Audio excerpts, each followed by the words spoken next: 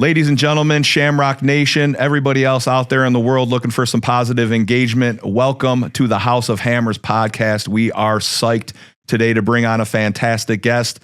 One of your co-hosts, Aaron Babicz, proud Shamrock servant leader, family man, believer, man of faith, along with Mr. Christopher Okoye. Mr. Okoye, how you doing today? Peace and blessings, man. Peace and blessings, man. Mega blessed, man. Super blessed. Blessed and highly favored, man. Amazing weekend. How was yours, brother? My weekend was fantastic, Chris. We had a great time down at Ford Field at the varsity football game, which we started off Saturday, which we touched on the last podcast with a little youth football playoffs. Walled Lake Braves 30. The team you gave a speech to 0. Do you feel like your speech affected that game at all, or was you were just looking for a message of positivity to the Northville Colts? I mean, honestly, man, I can't wait to hear this answer. Go ahead.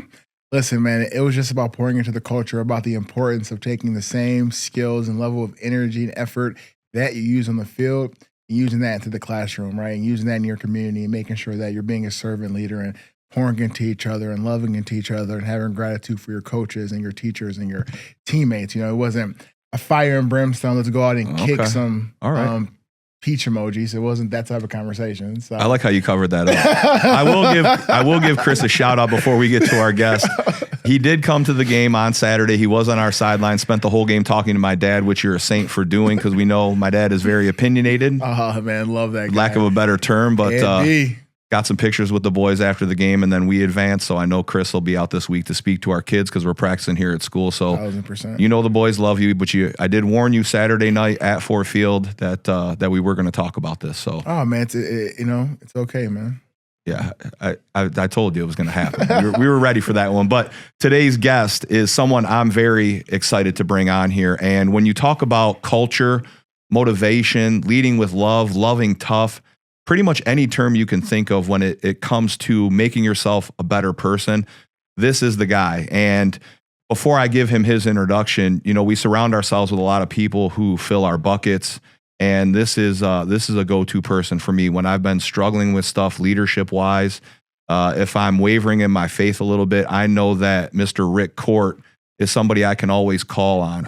He's somebody that will always text me just something in capital letters like time to dominate the day, just fire and brimstone. Hammer. So I want to introduce one of the biggest servant leaders and greatest motivators I've met. He's a husband. He's a father. He's a strength coach. He's a coach. He's a teacher. Like I said, he's a man of faith. He's a product of the Catholic League.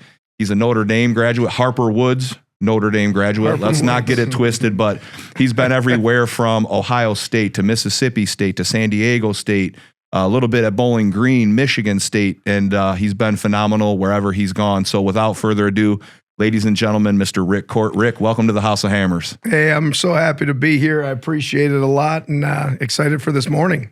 So you've been in the industry for strength and conditioning for quite a few years now, easily 20 plus years. 20 plus, yeah, probably 24, 25. Unbelievable. But sheesh. You've been a mentor and a coach, I feel like, your whole life. I feel like all the iron that you've sharpened throughout your whole life built you into who we see before us today. For those of the people out there that don't know you, and I know we talked a little bit about it before, there's no way you can describe yourself in 2 minutes. But for the people listening and the people that'll watch, tell them who Rick Court is. Man. That's a good one, isn't it? It is a good one. I would say the main thing is I'm a man of action and passion. What you see is what you get, and take it or leave it. I'm going to come and have as much passion as anybody's going to have with anything I'm doing, and I'm going to do it myself if I have to. I want to be somebody of action. I want to lead that way. And like you said, servant leadership, that's the definition of it. Be passionate and have action to me. I love it. That's under 2 minutes. That might be the shortest one that we've ever had. Impactful though, man. Absolutely. I will say this, and I'm not going to tiptoe around anything here. I went hard after Coach Court to try to hire him here at Catholic Central as our strength coach. The amount of stuff that you sent me that you're doing currently in your current role at Greenville as their strength and conditioning coach, running everything there for those guys. What I've seen you do there in regards to the weight room equipment, the mentality, the buy-in at that place, where did you get that from? Who are some of the people that helped you build yourself into who you are and the way that you motivate? Man, there's so many people out there. I mean, the number one, my family's number one, right? I mean, that's where you get your base. That's where you get your foundation from, is my family. And then obviously my upbringing through my high school coaches. But I would say in terms of the leadership, how to build strength programs and how to get relational, Aaron Hillman, who I worked with at Bowling Green for 6 years, he really set that domino in effect for me of work and action. He was the soul of what we did at Bowling Green, I would say, in the whole athletic department. And he showed up every day with intent to work. And that's what I took from that. And then as I went on, I had a lot of mentors that followed that same way. And, you know, a lot of those people were intertwined together. And I was just able to take the way I was and intertwine everything that those people taught me and make it into what we're doing now at Greenville. I love it. I love it. And you've had some phenomenal people around you. Chris, I know that you're not a certified strength and conditioning coach, but high level of knowledge of stuff like that in the weight room. You motivate very similar, just like I do in the weight room, to Coach Court. Who are some of the people that helped you find that motivation to get into the weight room with the kids and be a man of action as well? That's what I love that's very similar about you guys.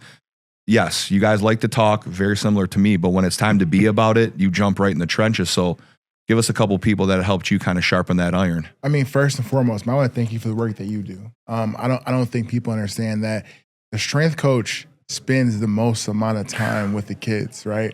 When it comes to the strength coach, there is no off season, right? We're spending summers together, winters together, springs, fall, irregardless of sport. And a strength coach is a lot more than just a guy who gets you bigger, stronger, and faster, man. A strength coach works as a therapist, man. He works as a teacher, figure, as a nutritionist, as a father. And some of the most impactful people in my life have always been strength coaches, whether it was high school, college, NFL. I always immediately connected with my strength coaches. And so a lot of times when people, oh, how do you know this or how do you know that? I say, I've just been very, very fortunate to have some of the best strength coaches in the country who are also some of the best men, best leaders, best family men, best servants. And one guy that I would love to, just touch on, I always talk about how impactful, how much this place means to me, but Guy Monarch, man, he was a guy that saw an out-of-shape freshman who could barely do push-ups and transformed him into an NFL player. I mean, my strength coach here, you talk about mindset. I think that's one of the biggest things that I don't think is touched on is the amount of motivation, but not just motivation, that internal inspiration that a strength coach cultivates and brings up out of a guy, right? You show a guy what he can do. You help someone not only reach, but maximize their potential. And that is something that Coach Monarch did for me. Just letting me know, like, man, you have to sacrifice. You have to push your body. You have to push your mind. You have to push your spirit in order to be not just the athlete you want to be, but the man that you want to be. The weight room reminds you a lot about life, right? I think one of my favorite things is the idea of progressive overload.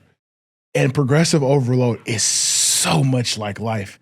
It's super hard one day, but if you keep doing it, right, you get enough reps, it gets easier. But then as soon as it gets easier, what do? You add a 10, you add a 5, you add a 25. And at some point, you're adding 45s. Like, I remember barely benching the bar to getting to a point where, like, now it's like all I add is 45s.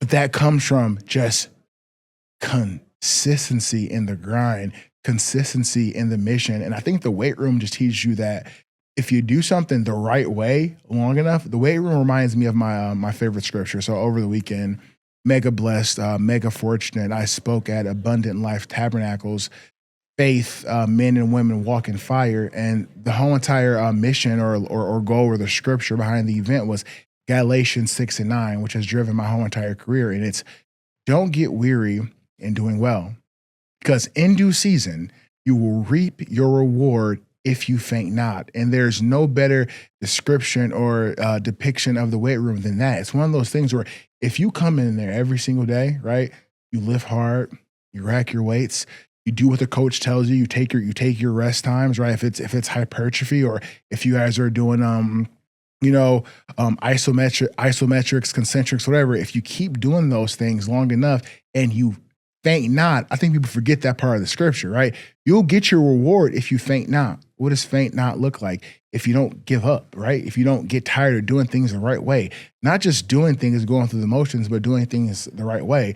And the weight room is a true testament that, and we all hit plateaus, right? We've all been athletes, and you get to a moment where maybe I'm stuck at that 600-pound bench for a little bit, or that 600-pound squat for a little bit. But guess what? If you keep hitting that 600, at some point you're like, boom, right? You hit that PR and you get those gains, and it reminds you so much of life, right? And just like life, if you stop doing something, guess what? If you don't use it, you lose it, right? Same thing in the weight room, right? Oh, I was hitting this PR, but guess what, man? You start slacking, you start eating bad, you start partaking in debauchery. Like, you don't get those gains anymore. Yeah, absolutely. And so, man, the weight room mesh has been so impactful, man.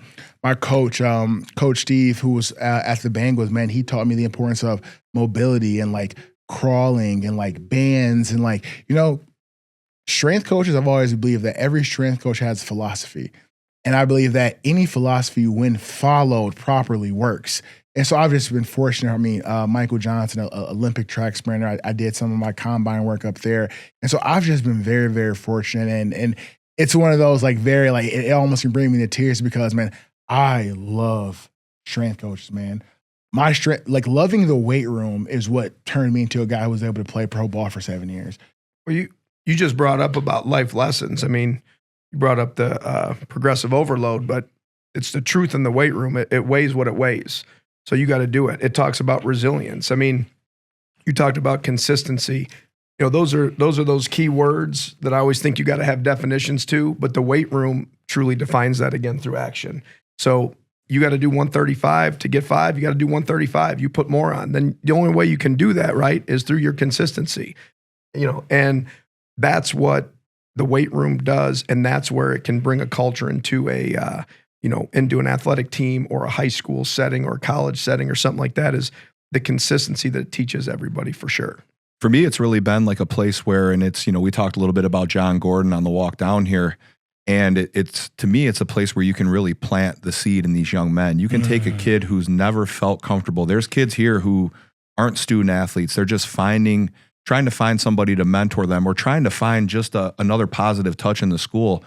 I'll bring them in the weight room and just start working out with them and just talking to them, motivating them, finding out what makes them tick. So when I talk about planting that seed, it's really just trying to peel back the layers of that young man and see where I can maybe get to him to motivate him a little bit, to make him smile a little bit more, to figure out what makes him tick. So that's what I love about you that you do. Now, when you talk about weight room culture, I know for you, it's not just weight room culture. It's kind of like how you lead your life, because in what I've learned about knowing you over the past, God knows how many years, there's no off switch.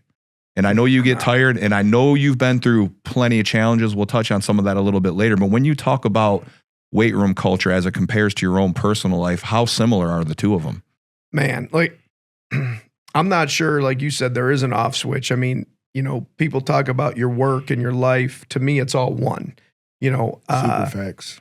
I get up, I work out every day. It's a part of my life, and like I said about foundation, my dad used to run all the time before work when I was young. And, it was probably looking back 4:35, 5:30 in the morning. That's what I knew because of the That's example. a real time in the morning? It's a real time, actually. Yeah. Allegedly. Allegedly, right? So, I used to see that with my dad. Not that I was up, but when I got up, I knew he'd been up. He was eating breakfast, took a shower. So through action, that's all I knew, right? So at our place, at Greenville and my life, it's all about being consistent. Again, like I talked about, being somebody of action. To me, it's all one and the same. I don't have a job. I get to go do what I want to do every day. It's a choice that I get to do every day. And it's a need, it's a want, and it's something that I love. Talking about passion. I don't ever wake up and go, oh man, I got to go to work today. That's not what I have. And I definitely don't think that's an attitude to have when you have to go pour into other people of any age.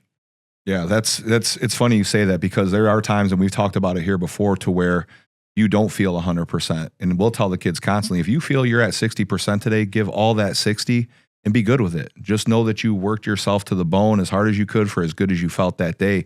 In the weight room, you know, you talk a lot about that mentality and that positive mentality. And I know, you know, people watch podcasts and they see three guys on there, you know, obviously you guys look a little bit more athletic. I am the oldest one in the room. So now that I'm 50, I can say things like that. But, you know, you talk a lot about the sacrifice that it takes. And like I said, they see three products here, three servant leaders, and they think that this has always been positive for the three of us. Chris, I know struggles that you've been through, and we'll touch on some of those. And Coach, I know it always hasn't been just roses and ticker tape parades everywhere that you've gone. Share some of the challenges that you've gone through without getting too deep into it, and how you were able to pick yourself back up and rebuild your armor. Yeah, I mean, basically, you go through struggles in life, right? Just like we talked about the weight room, when you can't get something, you can't just give up on it. And I think the biggest thing for me, you know, going through my whole life, nobody's life is peaches and cream every day. But my mindset, even through bad days, and, you know, you got 10 minutes or you might put together 2 bad days in a row. But I think that's where you pull into your support system and, you know, our relationship amongst other people. And you just put together that I am not going to give up mentality, almost like the phoenix rises from the fire. Like, I'm not going to be kept down. I'm not going to be brought down. I'm going to keep moving myself in the right direction and working as hard as I can possibly work. And, excuse me, surround myself with that support system that's going to uplift me. And I'm not going to think about any negativity. I'm just going to keep grinding forward. And that's the mindset that I try to have every day. And again, I want people to feel that maybe from me, because everybody's not having a good day, that if they see me being positive, that I could bring maybe a little spark of positivity into their life as well. Even if it's just a smidge, it's better than a whole bunch of negativity. Amen, brother. Yeah, we talked a lot about like the energy bus, energy vampire. You're definitely somebody that's driving that energy bus on a daily basis. And I've seen you work through some negative things. I've seen you celebrate a lot of positive things. Chris, you going through your NFL journey, oh, man. You all of a sudden stopped getting phone calls out of nowhere and realized that your agent had passed away and nobody really told you. So you were able to figure out that gap. In that situation, I mean, that's a huge blow to your journey. How were you able to get through that? I always told people, I think, you know, growing up, you're kind of taught like the, you know, like the cliche checklist of like, oh, short-term goals, long-term goals, and yada, yada, yada. And I just kind of chalked it up, especially after writing my first book. It got to a point in life where I said, hey, my goal every day is just to focus on getting better. And, you know, we always talk about my love for this place, my life's highs, my life lows. I always remembered that they always led me back to one place that was always a safe haven. That was the CC weight room. And so I remember having an amazing season in the spring league, right? I got released from the Bengals. I got hurt. Yada, yada, yada. COVID hits. The only opportunity to play was to play for free for 6 weeks. They had kind of monopolized the COVID situation. It was the only way to show the teams like, hey, like I'm healthy, I'm available, I'm ready to go. And a lot of guys felt it was beneath them. Like, dude, I'm an NFL vet, bro. I just signed a contract for 1.6, 2 million, whatever. Like, I'm not doing that. And unfortunately, majority of those guys never played it down in football ever again. But the humility of kind of always the life story of the tortoise and the hare, understanding delayed gratification, and that I always tell people, you know, you will never get honor or reverence for the work. The reverence comes from the outcome, right? I always tell people this one thing. People clap for you 2 times in life, right? At the beginning of the journey, at the end of the journey. Neither one of those times do you actually need the claps. You need the claps in the middle, right? when you're running the race, right? That's one thing that's beautiful about cross country is like, yay, let's go. But then you take off and you're by yourself in the woods, right? You're by yourself stepping on branches, right? You're by yourself stepping in mud. You're by yourself running through uneven pavel and things of that sort. And so I remember just being by myself during that time period. And I said, you know what? Whatever is going to happen to me, if I can just focus on getting better. And I always say, well, what does that look like? Focusing on getting better looks like taking accountability, right? Understanding that you are the person in the driver's seat behind this thing called your own life. Second way to focus on getting better is you have to develop and cultivate a spirit and a sense of self-awareness, realizing, okay, these are my strengths. These are my weaknesses. although we want to play to our strengths, we have to be very aware of our weaknesses and always be very, very intentional about working on those things. And the last step is control the controllables. In that situation, the controllable I had was go out and prove it, right? That's one thing I always loved about you. And when it came from being undrafted to not even being a signed free agent, I remember you would always be about it, right? Be about it. And I remember just coming back and grinding and then getting a call by Marvin Lewis from my agent for rookie minicamp. And rookie minicamp's one of those very, very intriguing things because it's like you're in the league, but you're not in the league, right? You're there for 3 days of shirt and shorts. And I remember you telling me, like, if you are who you say you are, if you are who you think you are, if you're working how you think you're working, go out there and prove it, right? And I was fortunate to go in there and be 8th string day one because I was a D2 guy. And by the last day, I was starting. And in the big picture of things, it doesn't mean much to be a starter at rookie minicamp, but that opportunity leveraged into me signing my first official contract, and that was just through effort, attitude, and controlling the controllables. And so I use that same framework or that same kind of narrative to get me from playing really well. My agent passed away. I mean, this is one of those stories no one knows, but we'll go out there and share. But like, I creeped off into arena ball for like a week.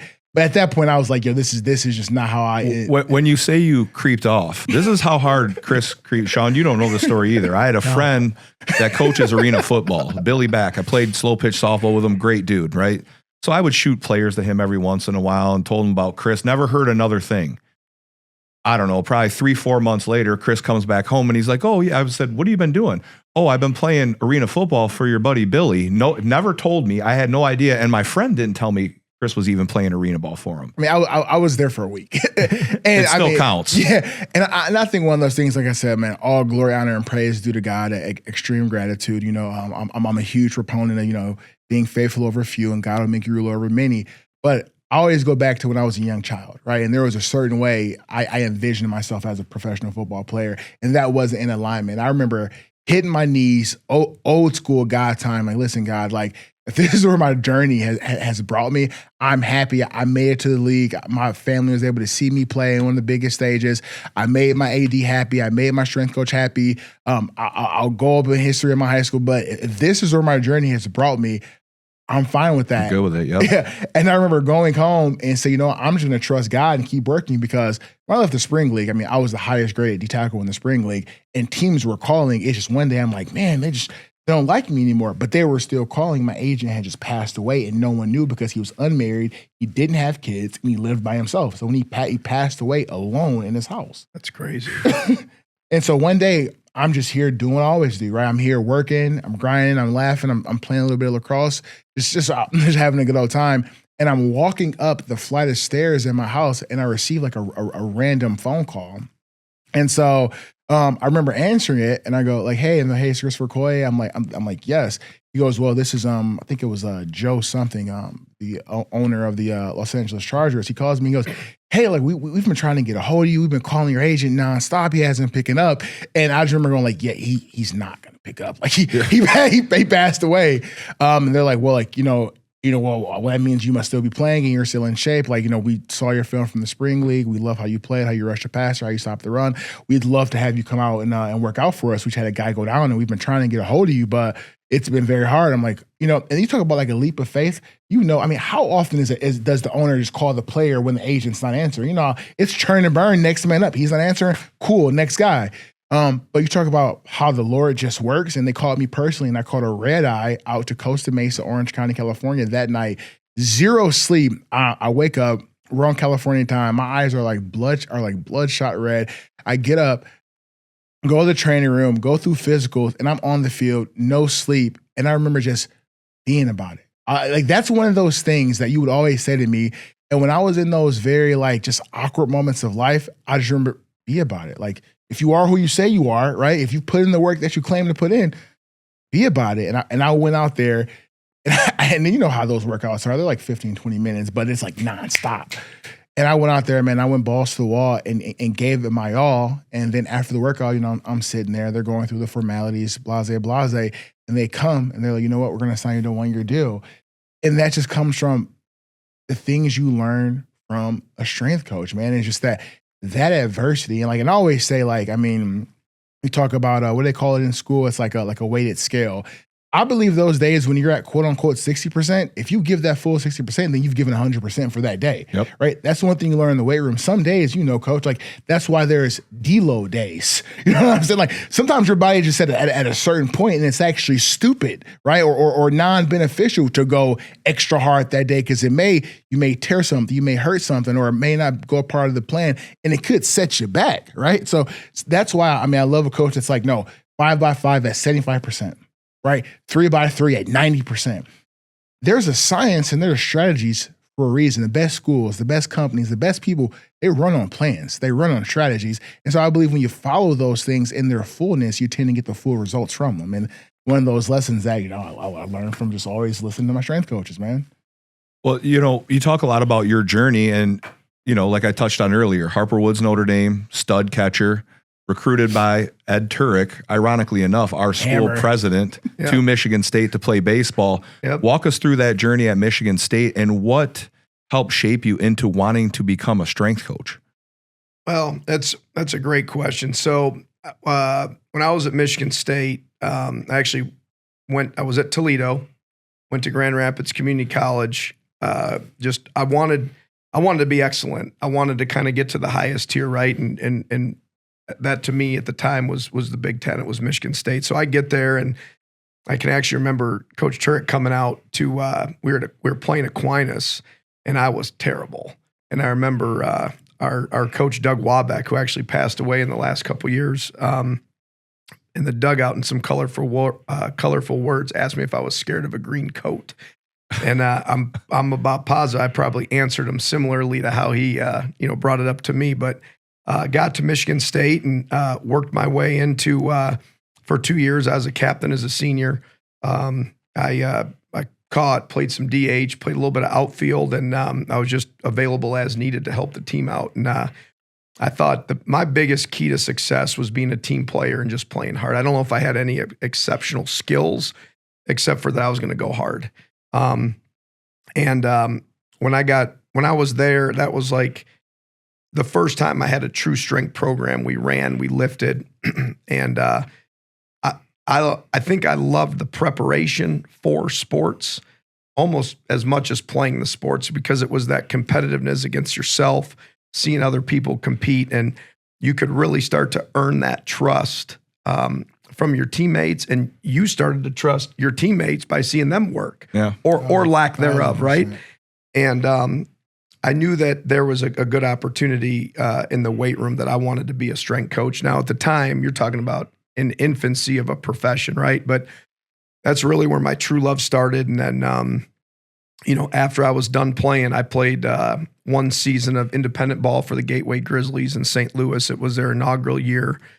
And I came back to finish my 5th year of school, got my degree in exercise science, kinesiology, and I started interning for Red Wakeham over at the Olympic Room, and Ken Manny and Mike Vorkapich over in the football weight room. I helped a little bit with hockey as well, and just garnered relationships with those guys. And at the time I worked for what I thought work was, and then they kept teaching me, how to work more and what it really meant, and really started to take my steps toward the professional world of coaching.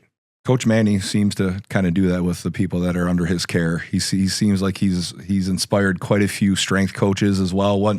Obviously one guy that you worked with from Catholic Central High School, Nico Palizzetti, who is the person that introduced the two of us. I remember Nico's like, I got to introduce you to this guy. He's like, Rick Cord. He's like, you're going to love him. I'm like, all right. Yeah. I'm like, if you're telling me I'm going to love him, I'm in already, but tell me a little bit about him. He's like, just talk to him. I'll bring him in. So we sat down and probably talked for an hour the first time we met, but Nico was right on the money about you. You worked with him at Mississippi State. He told a great story about him coming in, and one candidate wanted to go change out of his suit, and Nico just ripped his tie and his shirt off and started jumping in the trenches with you. Yeah. It's which is so typical of Nico. Like I can see him just full training in a suit, sweating in the way that meatball does. But when I talk to Nico now, I hear and feel so much of you in the way that you've helped prepare him and mentored him during his time, because being a strength coach isn't easy. No. It's not an easy job. And like Chris said, it's a thankless job. A lot of people don't understand that you're losing sleep over the well-being of other people's kids. Now you couple your own family on top of that, and then all of a sudden you've got a perfect storm of like no downtime, no balance, just nonstop madness. But you somehow do it, and I don't know if any other coaches had this word used when to describe them, but you do it with a lot of grace. Mm-hmm. I never see you get tired. I never see you get down. If you've ever wavered in any way that you've been feeling, we've been able to talk, or I've seen you do it on your own to where you've been able to help fill in those gaps. When you talk about the weight room, what are some of the most important lessons any kid, boy, girl, athlete, non-athlete can learn in that room to take with them outside into the rest of life? Right. Well, I appreciate you saying that, because that's, Has anybody ever said grace before to you? No, but Don't forget that. It makes sense, right? Like our talks and it makes sense. But I will say, having guys like Nico, and I've been, we talked about this about an hour ago. I've been fortunate to have great assistants, which I think is what's allowed me to do a good job. But Nico's obviously one of the best. And I think in the weight room, you want to learn discipline, right? You want to learn, you show up to a place, you're going to put work in. It's going to be honest to you, like we talked about, and you want to do it with some effort and energy. And you want to create that energy and that atmosphere in the room, right? Culture to me is more about the atmosphere of like, okay, I get a feeling before anybody even says anything, right? There's music going on. You can kind of like walk down the hall. You're kind of looking around. What's that place? I want people to take that atmosphere feeling onto the rest of their day. Because if you can bring that into a classroom, and we all understand, right? At high school, everybody doesn't like every class. But if you could bring in a little bit of that into each class, if you can bring that into your relationships with your friends at lunch, if you can bring that into your relationships with your teachers, your coaches, admin, you're going to get better. So having that energy, that enthusiasm to bring with you, that's what I want the weight room to bring. Almost more than getting stronger, I want you to have that undeniable feeling of confidence that I can do this, because we all know you've played with them. You've seen them play with them. We've all been at different levels and for a while, but not the strongest is always the best, right? It's those intangible things. We talked with our students last Friday. We talked about character trust, right? Integrity. I'm going to do what I'm going to say. I'm going to do it when no one's watching, but I also got to do it when everybody's watching, right? So we talked about character trust, and I think in the weight room, that's where you get that feeling, and then that brings into practice, that brings into your academics, that brings into your relationships. We want to associate with people that are like-minded, that make us better. One struggle for me, I don't like to be around people that are negative, weak, or want to bring me down or bring a group down.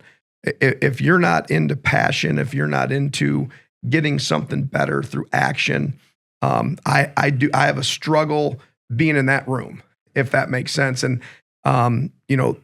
that's not going to be the reality of life, right? Just like the weight room, there's going to be something where you're not feeling good. You said you feel, 60%, but you got to go grind through it. But the weight room brings out all of that. It develops a confidence. And I could go on with stories from the last 5 years of students that don't play sports.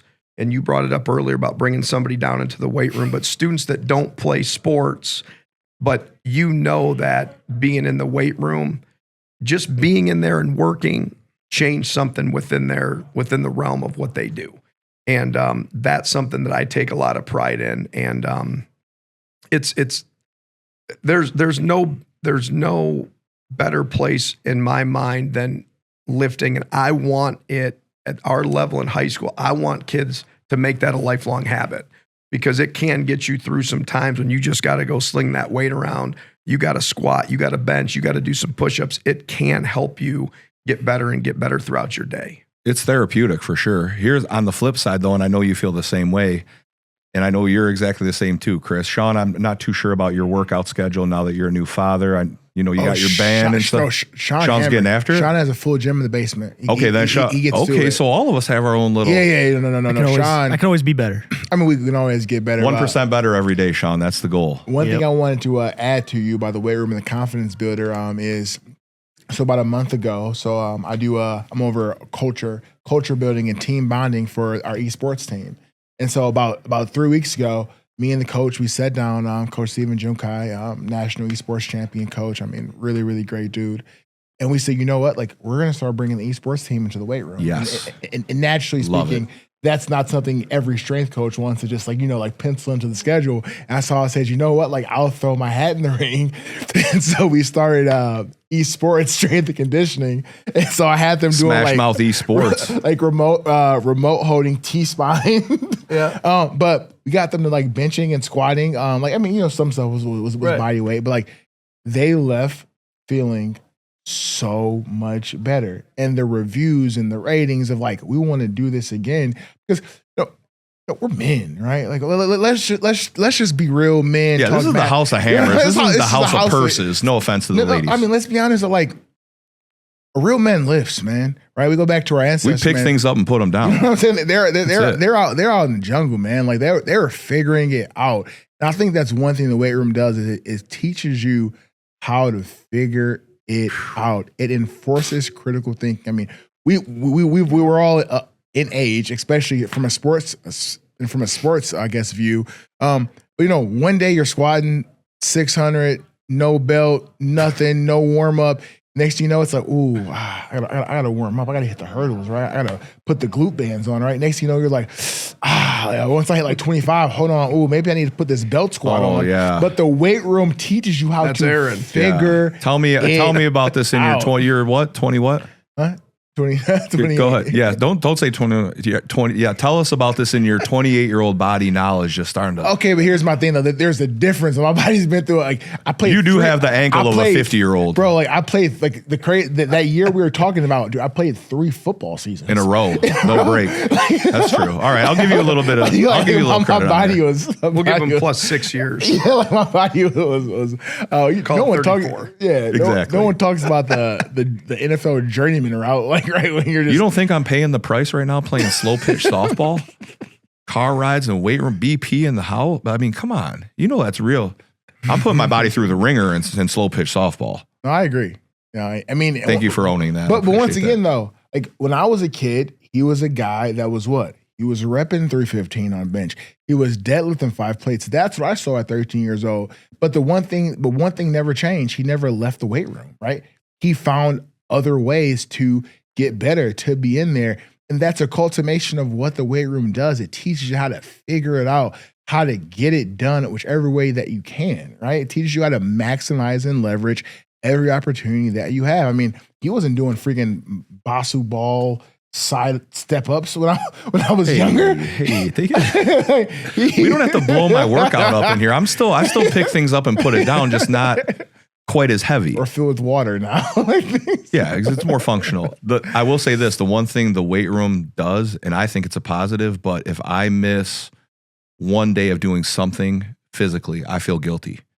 Like I immediately feel like a fat ass. I feel like I took a day off. I feel like I cheated myself. Honestly, to an extent, I flipped my mind so crazily. Now I feel like I'm like letting God down if I didn't take advantage of like what he put me in this body to do.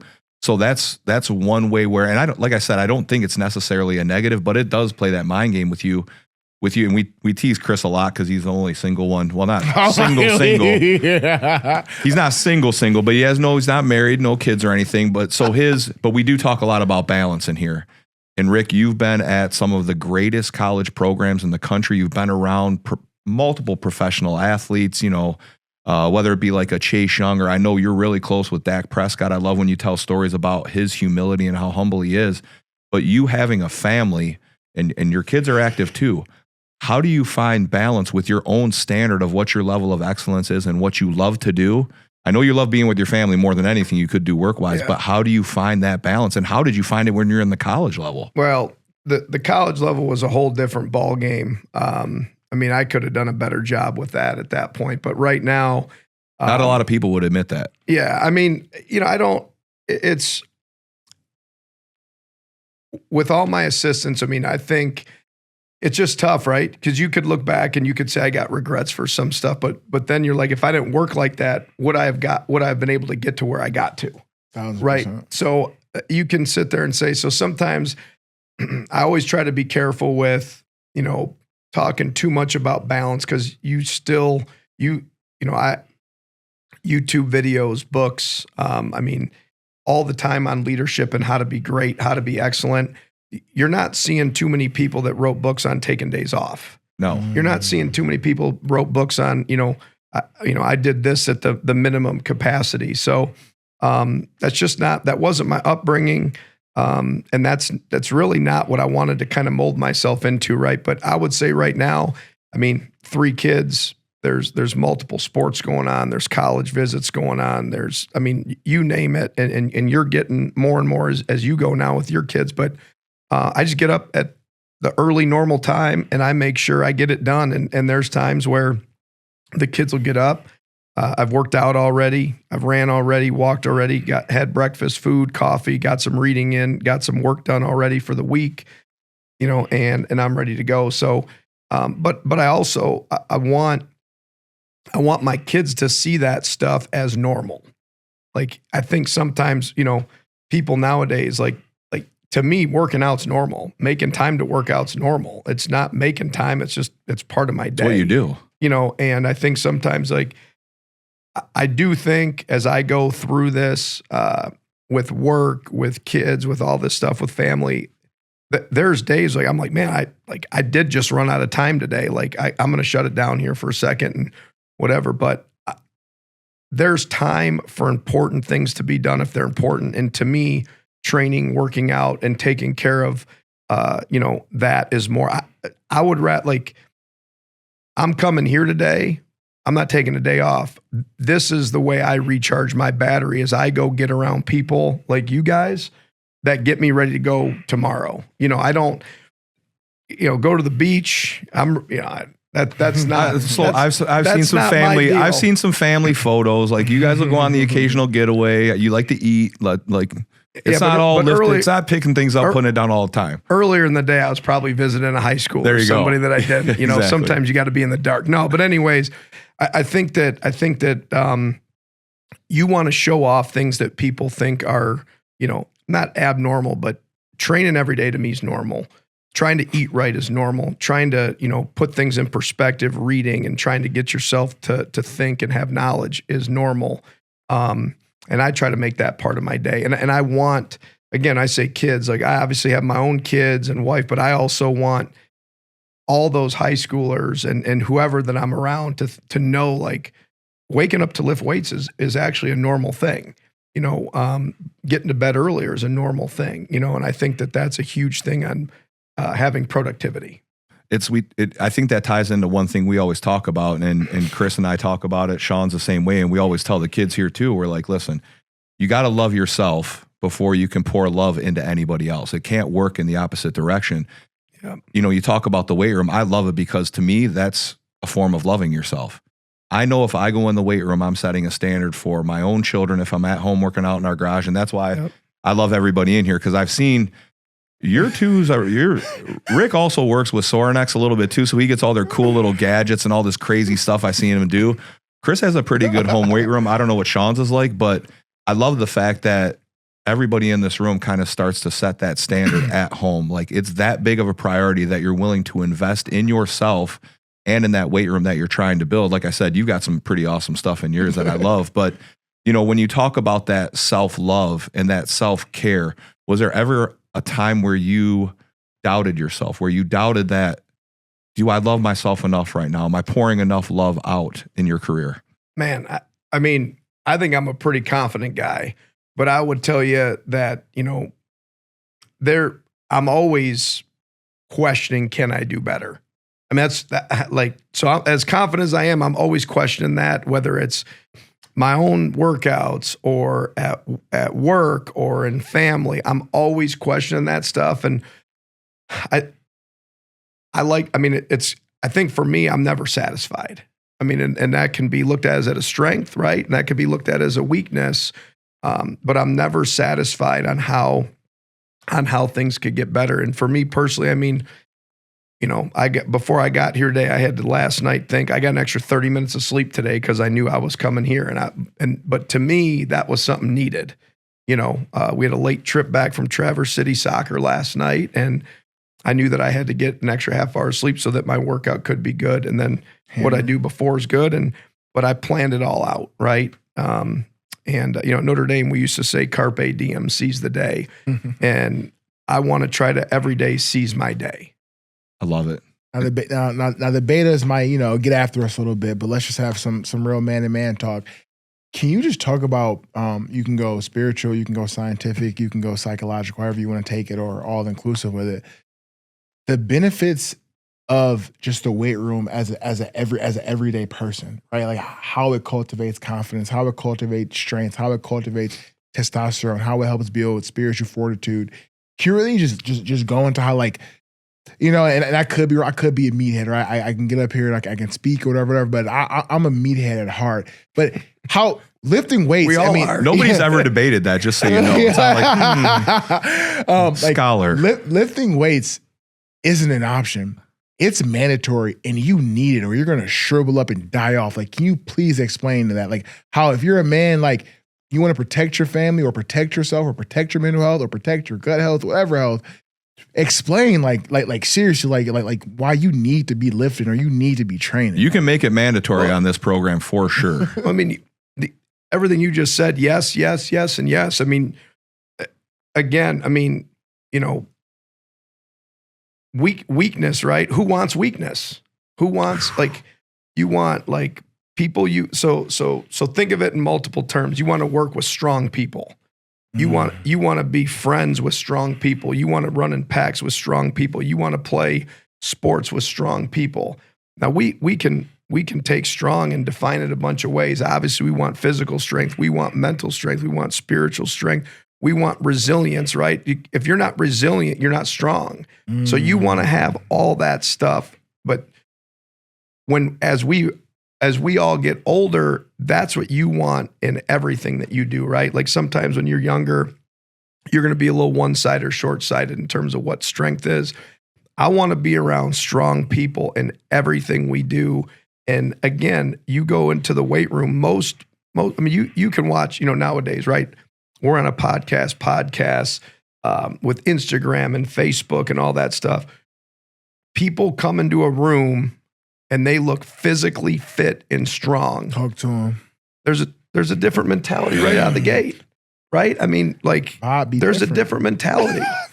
Like 1,000%. What somebody that comes in and I don't know, you just stereotype, whether it's right or wrong, like let's not play the game here. Like we all know it is what it is, right?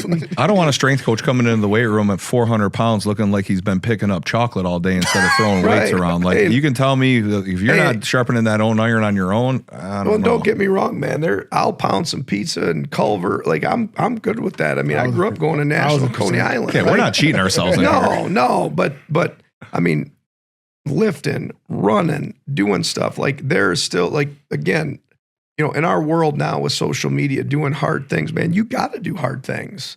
And I want people to see me do hard things, whether it's something you had to get through. I've gone through a lot of hard things, but I had to get through them. I didn't have another choice. Like sometimes you don't have a choice, right? Like you didn't know what was going on with, your agent at the time, unfortunately, right? But I'm sure you weren't just sitting there. You were trying to figure out other ways of how am I going to get this done? So you don't have a choice sometimes, right? Like you got to pick up and you got to go. And again, that's what the weight room is about. Now, again, getting, is there modifications? Can I lighten up? And yeah, that's all part of life. But I'm just talking in terms of the general term of going to get better. You got to be strong. You got to be physical. You got to go do things a certain way. And, I don't know. I see things through a certain lens and whether I've searched it out, God's put them in my life, my background. I just talked to one of my former high school classmates on the way here today, and we went to school since I was in 6th grade. He was in 7th.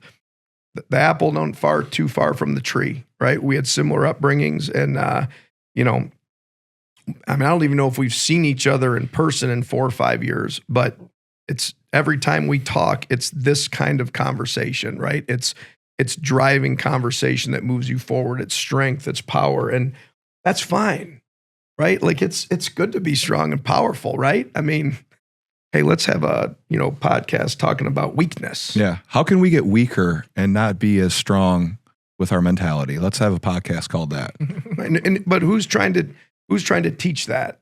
Like what? You know what I'm there's saying? Like all four of us know there's plenty of people out there that are definitely teaching that for sure. Allegedly, that are out there pushing quite some narratives. And you know what I'm saying? Like I don't want I want my own kids to be around multifaceted people that are trying their best every day, regardless, to go get the greatest outcomes. 100%. You know, and you know, you mentioned a couple things earlier, but there's a term that we use a lot. It's called the work never stops.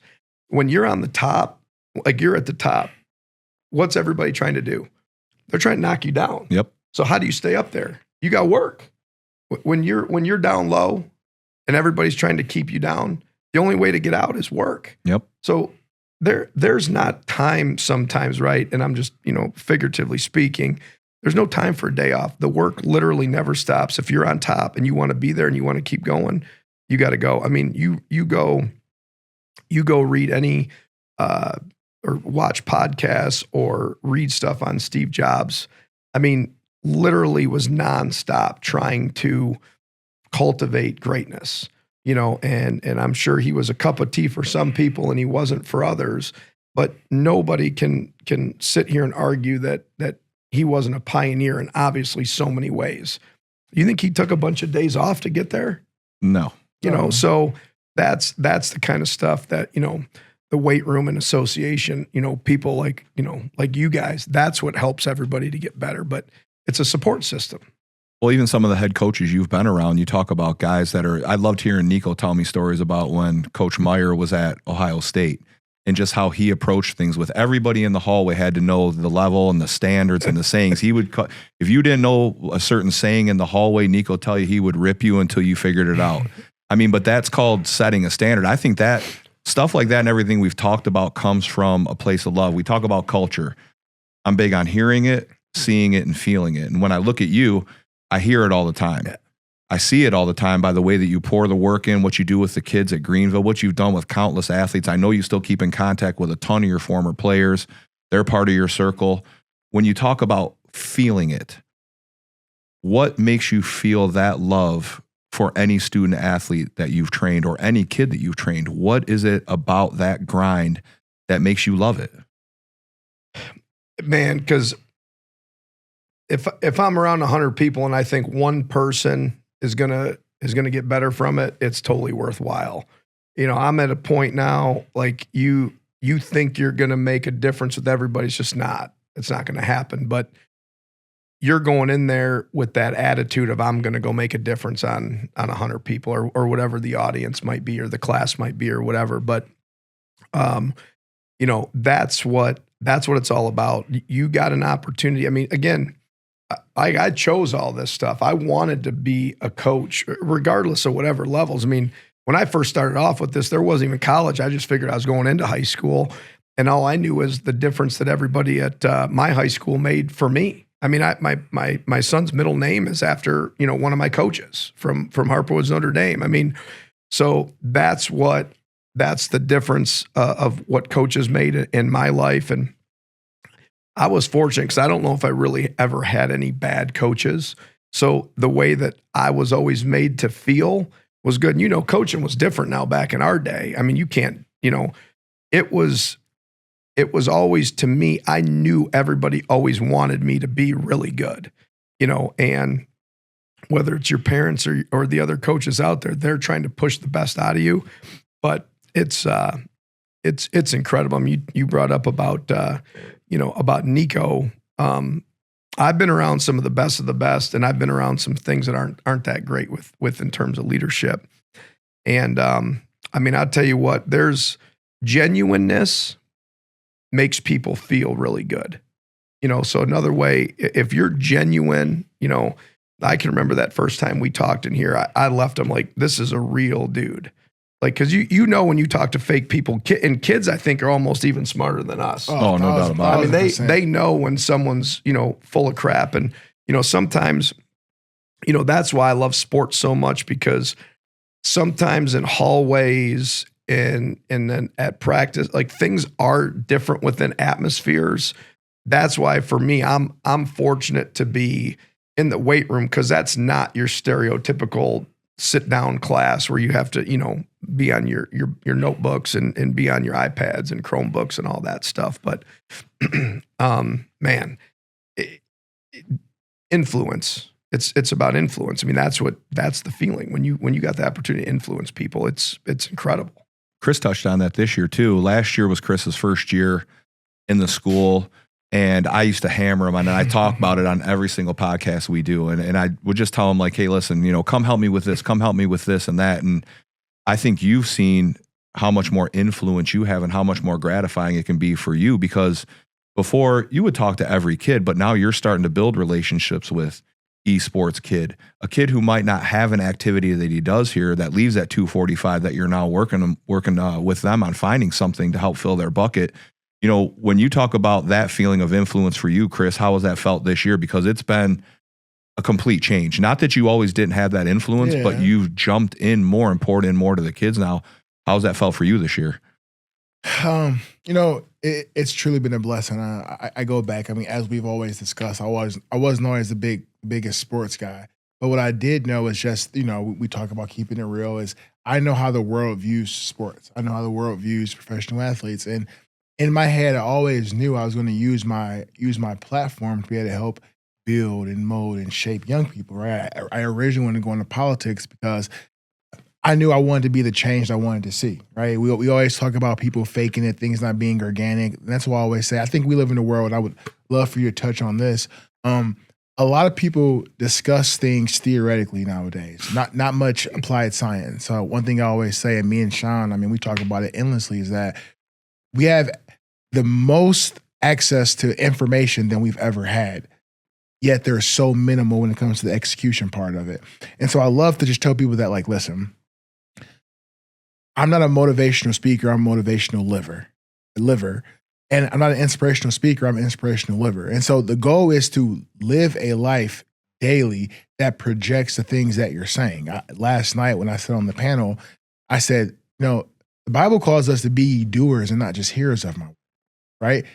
It didn't say, pick up, like deny yourself. It says pick up your cross. It didn't say deny yourself and then look at the cross on the wall and then say what the cross looks like. It said pick the cross up and follow, not look, not hear, but to follow. And to follow, that's a verb. That involves action.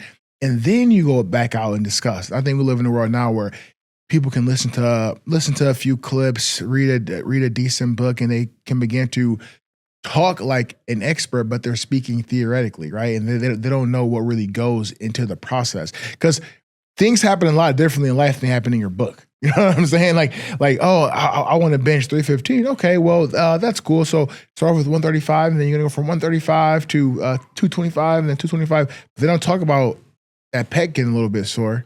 They don't talk about you catching that flu and then putting you back a few weeks. They don't talk about, oh, I also got to get my legs stronger because I got to get ready for season. They don't talk about my strength coach in LA. He was like, dude, like the defensive line, we didn't bench a lot because he would be like, you guys are literally pressing all day already. So why would I come in here and beat you up even more? They don't tell you that part. That's not in the books, man. Like, you got to go out and be about it, step up, put the work in, and not talk theoretical, but put action, right?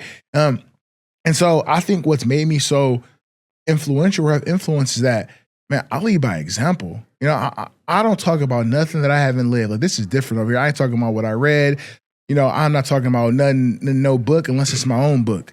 Because you have to talk about the work you're really putting in so you can really talk about the adversity. That's why you can talk about me playing for free. We can talk about not getting drafted, not getting signed. We can talk about injuries. We can talk about being cut from the league, getting back into the league, getting drafted into the like, we can talk about these things because this is the life that we've lived. We can talk about going from not starting or playing on a freshman football team to not being voted captain senior year of high school to being a captain in college. Like, we can talk about things because we've lived it. We've overcome adversity at scale. And so we get so and please pardon my passion, but we're a very passionate group of guys because I want you to keep being it's no pardons. It's like you get fired up when you're really living what you're speaking about. And I think so many people, they give up so easy because it's just talk, right? And it's easy to give up on talk. But the thing about walk is, it's hard to turn around when you've already walked 2 miles, right?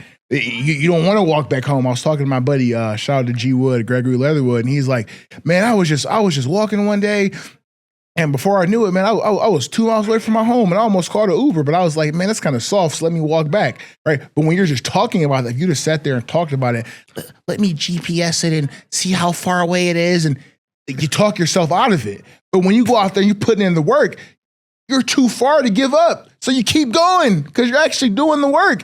And there has to be much more doing the work. And I think that's why we have so many poetic speakers, so many great speakers, but they don't do as well because it's like, all right, where's the story behind this of you applying this science and what does it look like, right? What are the roots, not just the fruits, right? As you say, like you got to talk about those roots, baby. Like, you got to talk about them because that's what cultivates change. Like, no one cares about your shiny car. They care about the work that got you that car because they want to get it too. And that's how you change someone's life.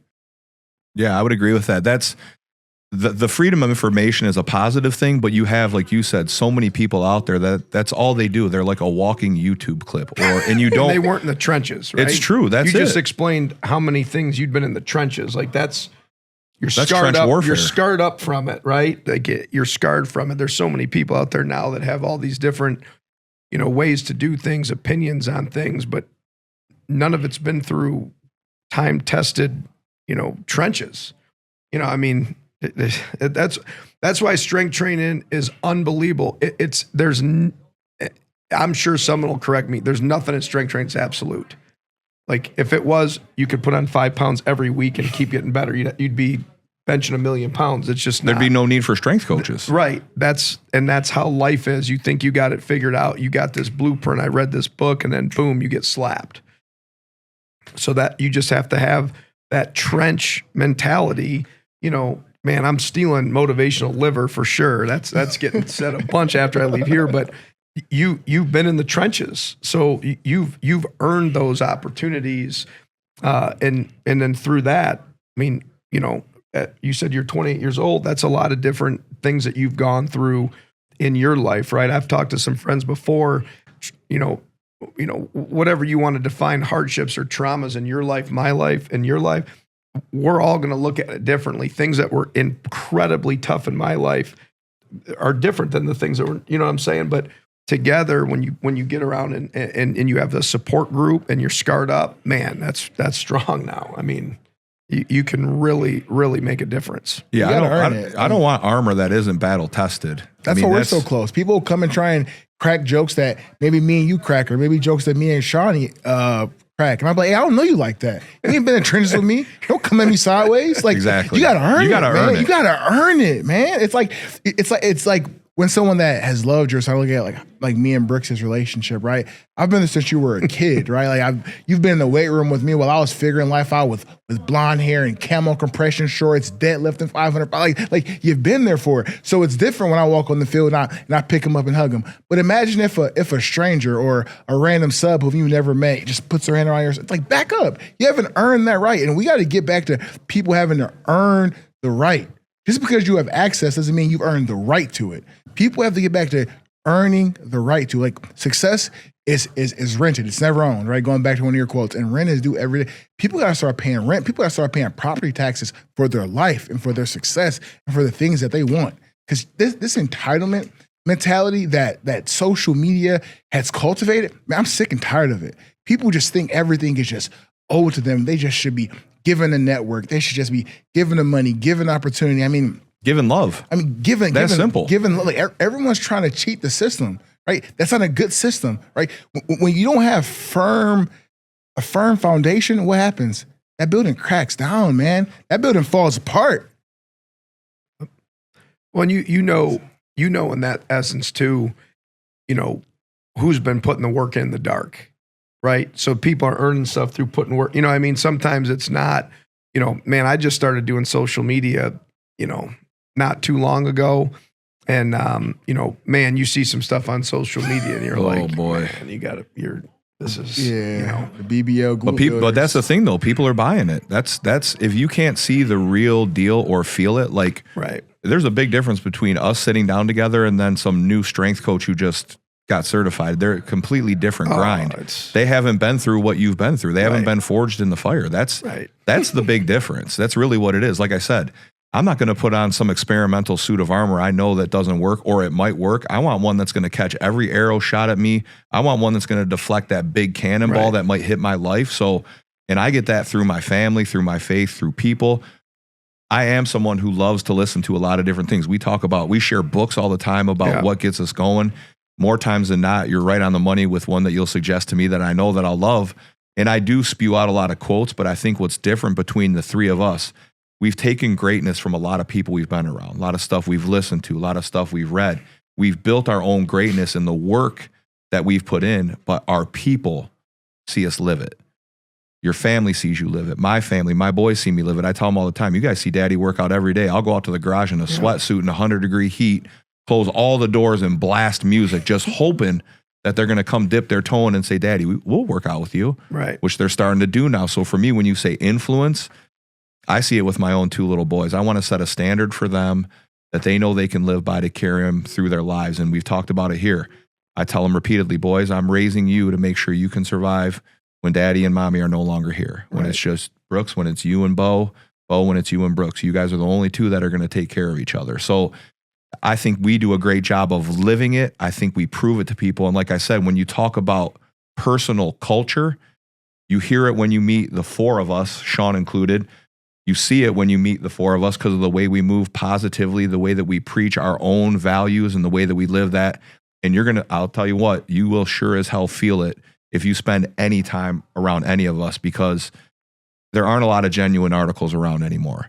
A lot of people use other people to get ahead in life. They BS people. They tiptoe around tough subjects. They don't have radical candor because they haven't built that relationship or been in the trenches. I'll be dead honest when I say this too. And I've probably never said this to you.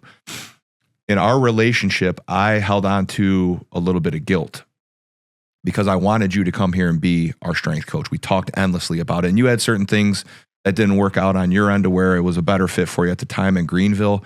But I always felt like I should have tried to find a way to sell you harder on it. So I've always felt, and I was able to let that go because I told you that too a while. This was probably about a year ago, but I felt a little bit of guilt because I couldn't pull you here knowing what a great fit you would be at Catholic Central. That's why I'm constantly trying to pull you back to get you around this place so people see and feel the culture that you bring. And I've talked to Chris about you, and I talked to Sean about you, but I can't tell you, just for me personally, how much you keep me together. And you probably don't know that, but just the smallest little message. And I try to do the same thing to people. I try to just send a small little touch, because one day I might be feeling it and I get a capital letter text message from you like, time to dominate, or just get after it. And that little message just pushes you through the day. So I just wanted to thank you for that and tell you how much I appreciate the culture that you preach and live. And like Chris says, you're a positive liver. You're a motivating liver. Like that's what you do. And that's why you're so special to me and anybody else you've been able to meet here at Catholic Central. So I just want to thank you for that personally. Hey, man, not to get too sappy on here, but no, I feel like, if we're going to talk, like, I have no problem being vulnerable. I know you're the same, Chris, Coach. I know you're the same, Sean. Yeah. I plan on making Sean cry multiple times throughout his career here, but it is what it is. Like, I love having people around me that make me a better man. I never want to be the smartest person in the room. I don't want to be the best motivator. I want to take little things from great people I love, and we say it to each other all the time when we hang up. Right. Same with you. Same with Sean. So if you could give our guys, we kind of call this the hammer time section of the podcast. And it's not just our guys here at CC, and I'll share the link. I'm going to tag Greenville and everything, just so they can hear the positivity. They're really blessed because they get you every day. But if you could share a couple takeaways, a couple hammer time nuggets for any listener out there, and it doesn't have to be related to strength and conditioning. It just could be a life hack or something like that to give somebody a takeaway for the hammer time segment. What would it be? Man, I would just say I got in my office, I got a like a dry erase poster on the back of the door. So when the door's shut, I'm the only one that can see it. And I got some different quotes on there. And one of them is, do what you want to do every day so that you can't live without it. And that, you talked about what people would, feel from a culture. I can't live without coaching or teaching and being around every day. I can't live without that stuff. And that's just one of the things on there that I have that I look at every day. So there, my door's open 99% of the day. I shut it once a day, and I don't even know if really people notice, but I'll just sit in there, whether it's early, late, middle of the day, and I'll read through those things. And that's like that poster board's kind of like my bucket of what I want to do and how I want to make sure I got to make myself feel that way if I don't have someone else to talk to. And then number two, there's no reason to be average. I've never wanted to be average. It's not part of what I think. And I think some people think, that they just, if I can just do this, if I go be the best. People shy away. I know you don't. People shy away from talking about winning, right? They don't, because when you win and you get success, what's next? More is expected of you. Once you win, more is expected. And I want more expected of myself, but in turn, I expect more of others that are going to be on that pedestal to keep driving things in the right direction. So those would be my two things, man, is one, like, love what you're doing and go find it and love it and can't live without it. And then, whatever that scope of average is, go above it. And again, that could be different with different professions, different people, whatever, but go be above that average and go be the best and want people to expect more from you. We talked in our leadership things, we call it Jacket for Life. And we talk about, people have seen this. It's not like I made it up, but pressure's a privilege. Man, I want pressure. 1,000%. Like, I want it, because that means when I walk in or wherever it is, people expect out of me my best. Hell yeah, you're going to get why would I want you to expect my second hand? And again, like, it's funny to talk about this with two hammers, right? 3 hammers, but there's people that they shy away from all that stuff. I try to walk right through the fire. I don't try to go step around it. I try to go right through it when it's time to go. And again, those are things that rub off on people. All right. How you act, and I can see from being around, like, I know I talk a lot, but I'm telling, and they say, people listen. If you saw them on a notebooks I got at my house from my days of what people said and what other people talked about in my notes that have nothing to do with anything I said, I think I'm as good of a listener as I ever have been able to talk. And you've got to make sure that in every day that you take that focus at the end of your day and just look back on it and see how you can get better. But man, you guys are awesome. Again, it's hard to explain sometimes when you're around people that like we talk about filling those buckets up. And I feel bad sometimes for people that don't have this. And how do you search those people out to give them more? And there's people around there, and sometimes, again, that's that inspiration. How do you fill those buckets up for people? Or sometimes people are scared to get involved because then they do maybe have to do more work or put more into something. I think people like us that are in tune to human nature, and you hit the nail right on the head. You're a good listener, right? God gave us 2 ears, 1 mouth for a reason. So I think that's the biggest thing. If you're in tune to people and you're listening to, that person might need you to fill their bucket. They might not come out and say it, but you pick up on one thing in that conversation and they need it. Right. I mean, it just happens all the time. They might not be saying it, but they're telling you with their body language, or they might say something to where you got to fill back into them. Chris, I'm going to ask you for a little bit of fire for the Hammer Time section. What do you got for us? I think one thing that he touched on, and that was so impactful and profound, and has just been like a continuing messaging for me this weekend, is get in the fire, right? Do the thing that everyone's avoiding. One thing that I always say is, if you want to be in the 1%, you want to be a winner, if you want to achieve your goals, you have to do the things that others will not. I spoke at a tech event a couple weeks ago, and I said, do the thing that yields the highest ROI. Do the hard thing that everyone's avoiding, right? Do that thing, and that's going to be the thing that gets you closer to your overall goal. You come in the weight room, right?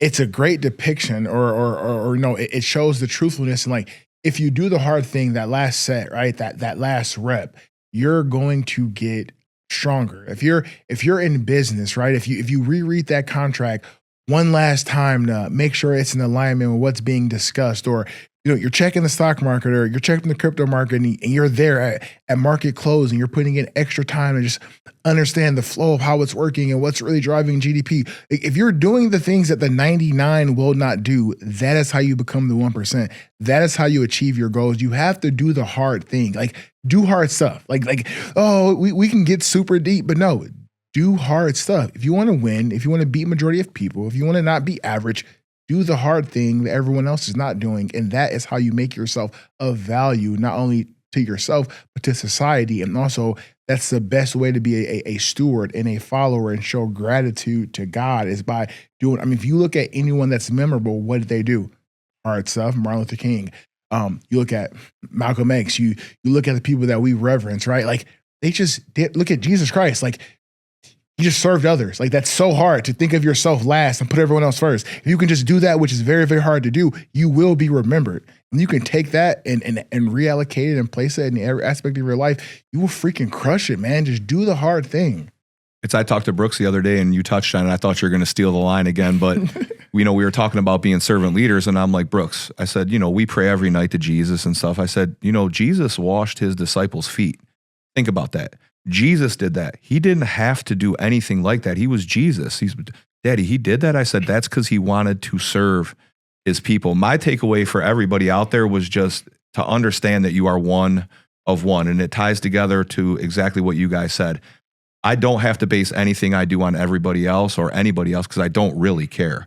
I don't care about anybody outside of my circle. I don't care about their opinions. I don't care if they like the way that I move. I don't care if they like the way I pray. I don't care if they like the way I motivate. I don't care, because I know I was created uniquely to be one of one. So I try to view the way that I take chances to lead in love in my relationships as a challenge. It's a daily challenge for me. I've repeated it on here, and I will say it every single time. I open my eyes in the morning. I thank God for another opportunity that he's given a goofball like me another chance. Let me start back over at zero on this Monday morning and try to just be better than I was yesterday, the day before. I can't change any of that stuff, but I can promise you this, and I promise the two of you this. Sean knows this is my brother as well.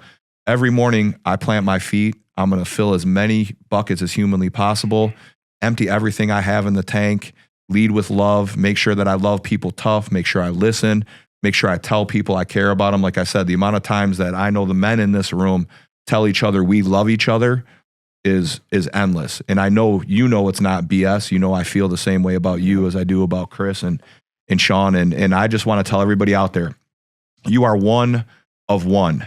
You blaze your own trail. It's your feet you're planting in the morning. It's your journey. Don't let anybody out there tell you what you can and can't do, because anything is possible. When all else fails, like Coach Court said, don't be average. Be anything but average. Whatever your definition of being special is, you strive to be that on a daily basis.